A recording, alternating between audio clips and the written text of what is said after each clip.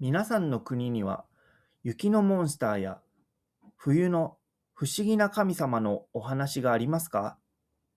日本には雪の日にだけ現れる雪女という有名なキャラクターがいます。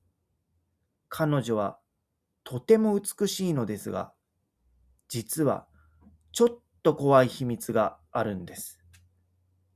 どんなお話か早速始めてみましょう。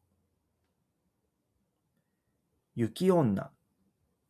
むかし、むかし、北の国に住む一人の若者が父親と雪の中、狩りに出かけました。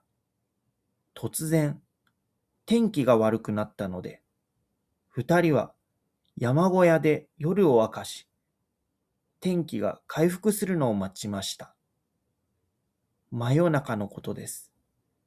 寝ていると、入り口がバタンと開き、白い着物を着た一人の色白の女の人がそこに立っていました。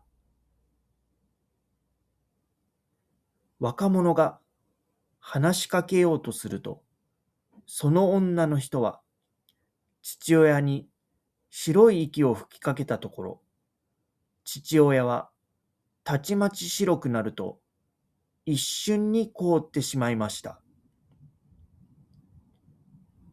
雪女に若者は身動きできませんでした。若い者、お前は助けてやるが、今日のことは決して誰にも話してはいけない。そう言うと、雪の中に消えてしまいました。次の朝、目が覚めると、父親は凍って死んでいました。それから1年が経ったある雨の日のことです。美しい女の人が軒下で雨宿りしていました。若者は女の人を家の中に入れてあげると、いきさつを聞いたところ、名前は何という？これからどこに行くのか？名前はおゆきと言い、私には身内はいません。これから行くところもありません。それを聞いて心配した若者は、しばらく家におゆきを置いておくことを決めました。二人はやがて恋に落ち、結婚もして子供もでき、幸せな日々を送っていました。ある雪の日のこと、若者はうっかりとあの日の山小屋でのことを話してしまいました。おゆきは悲しい顔で言いました。あれほど話してはいけないと言ったのに、話してしまいましたね。そう言うと、おゆきは彼の元から消えました。おゆきこそ雪女だったのです。それ以来、おゆきの姿を見た者は一人もいませんでした。終わり。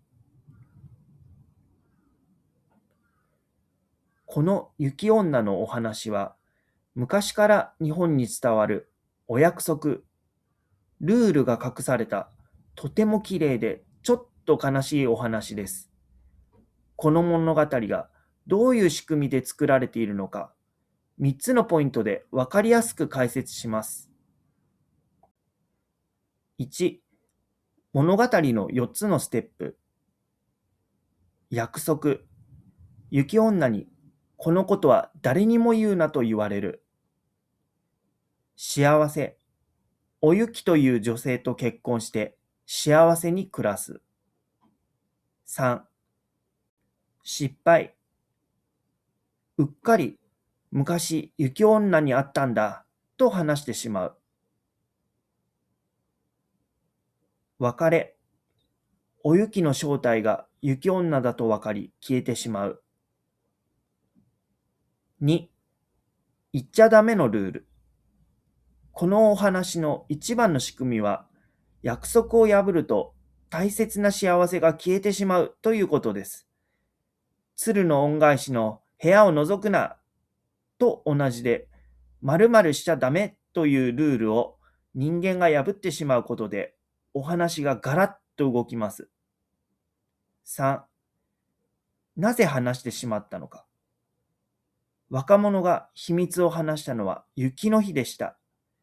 外の雪景色を見たことで、昔の事件を思い出し、目の前にいるお雪が雪女に見えて、つい口が滑ってしまったのです。